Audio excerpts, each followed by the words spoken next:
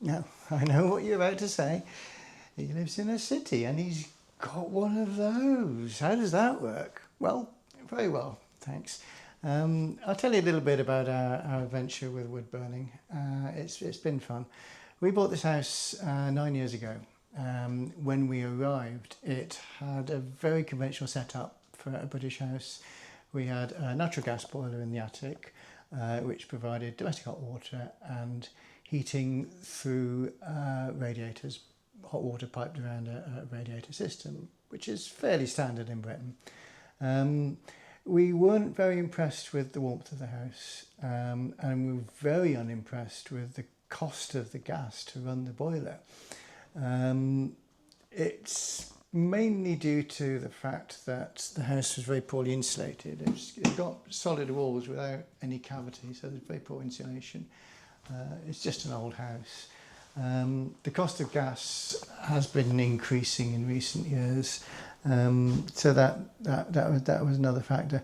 Now, we had previous experience of wood burning. We'd lived in the countryside in old farmhouses and things. So I said, well, let's do that, you know.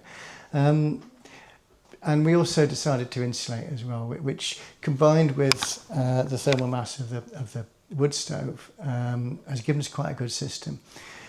I'll cover insulation briefly because I want to do that in another video. But I insulated the exterior of the walls with the idea that the walls, rather than being a source of heat loss, would become a heat store. If we get the house nice and warm, the walls would stay warm, the house would stay warm. The source of heat itself had to be a wood burner, simply because we wanted to have something that would kick out a lot of heat fairly cheaply, and then the walls would take it up and the house would stay warm. Like I said, we've done it before. So that was the idea. I did some calculations and figured out that the only way I could afford it was to fit it myself, because they're quite expensive, these things. I wanted to buy one new.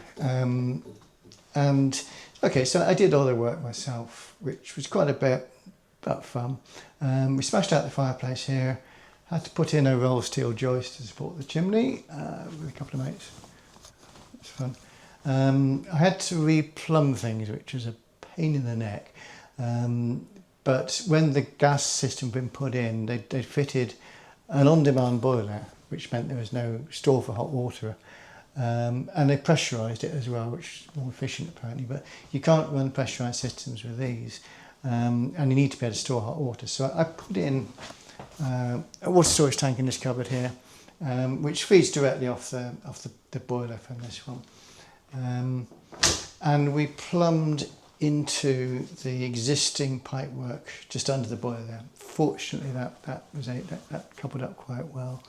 The Rayburn itself, we bought from a local dealer. I got it second hand actually. They grumbled a bit about me fitting it myself and said, well, the manufacturers wouldn't cover the warranty if you self-fit. But they sold me a chop sword one in the end, second hand, which wouldn't be covered by the warranty anyway. So that all worked out quite well. So they plonked it here on the base. I built the base up as well.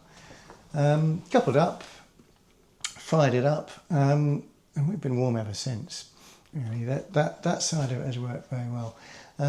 We run the thing on a 24-hour cycle. Because my wife and I both work, we're often out during the daytime.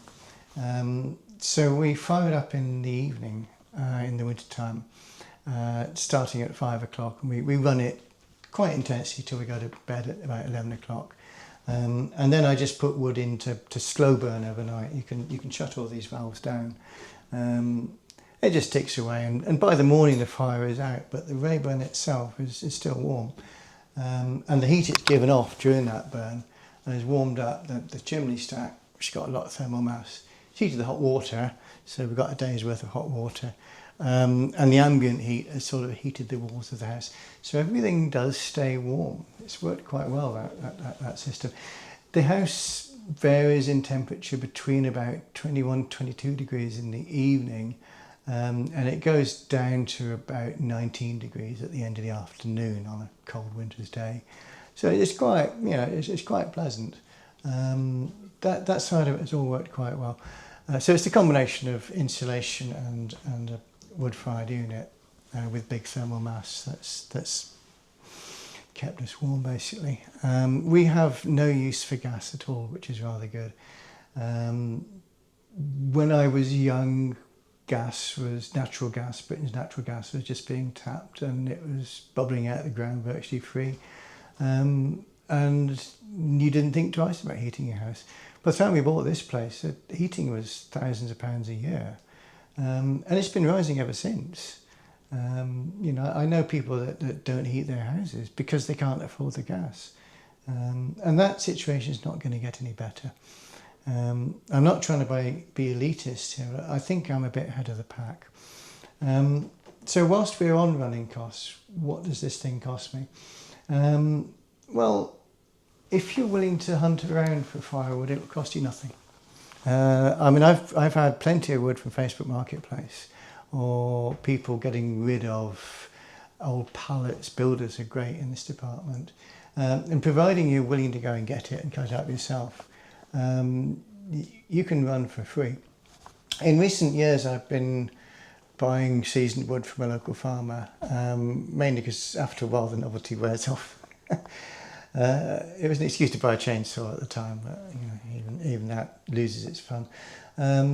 So we now buy most of our wood from the farmer, and this year I spent £700. I bought enough wood to fill my shed, and that will see us through for a winter's worth of heating. So the cost is quite good. Now, I know I live in Cornwall. If you live in London or somewhere that's a smoke control area, you've got to burn special wood. It's going to cost you more. But certainly out here in the provinces, it is cheaper than gas, providing you don't waste the heat. You've got to insulate as well. Let's have a little look around the unit because they're rather fun.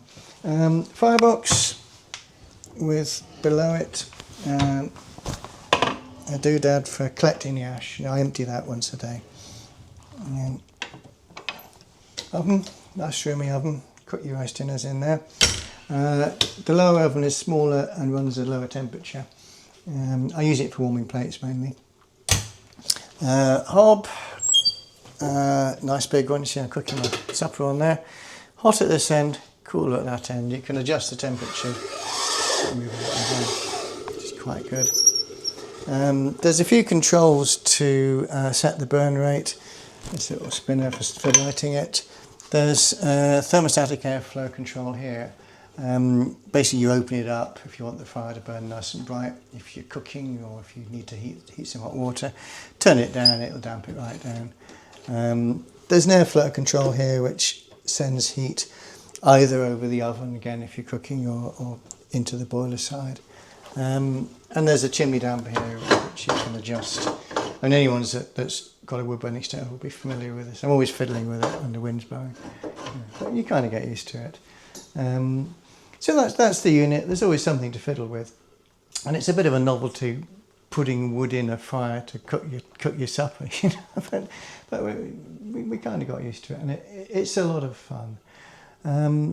To go back to the issue that hit us, first of all, I did say we don't run it during the daytime. When we first fired it up, there was quite a cloud of smoke went up our street, probably for the first time in quite a while, because everyone's got gas these days. And in conversation with the neighbours, they were being bothered by the smoke. One guy said, well, it's coming in my windows. I said, oh dear. So we came to this sort of conclusion that we really had to do something to control it when we were using it. So we don't run it during the summertime when people will have their windows open or they might have laundry out. And in the winter we do the 24-hour cycle I mentioned earlier, which we don't run it during the daytime. And our neighbours now know that come 5 o'clock on a winter's day we'll be firing this up, and they shut their windows. So it kind of works. I mean, there is a lot of unfamiliarity in Great Britain about smoke and how to deal with it. caused by the fact that we've had natural gas for 2 generations now. But the gas is running out. It's getting phenomenally expensive. And inevitably people are turning back to these units. I'm a trailblazer. Used sensibly and with awareness of any problems you might be causing your neighbours, it's not too much of a problem. I certainly found that on a winter's day, if the smoke's going right up and you've got the fire nicely established, you can't see the smoke. You know, it did like a heat haze above the chimney, but it's really not too bad like that. So people will get used to wood burning again. Would I recommend in towns? Would I recommend one? Well, it is quite a bit of work. There's no button to push to light it. Easy, box of matches. That's there for a reason. If you like mucking about, then these are a delight. So it's a bit of a as well as a step change for you, your environment around you in terms of smoke. There's a bit of a change for you in terms of how you use the unit. But I love it. You know, it's a superb oven. Would I have another one? Yeah, I would.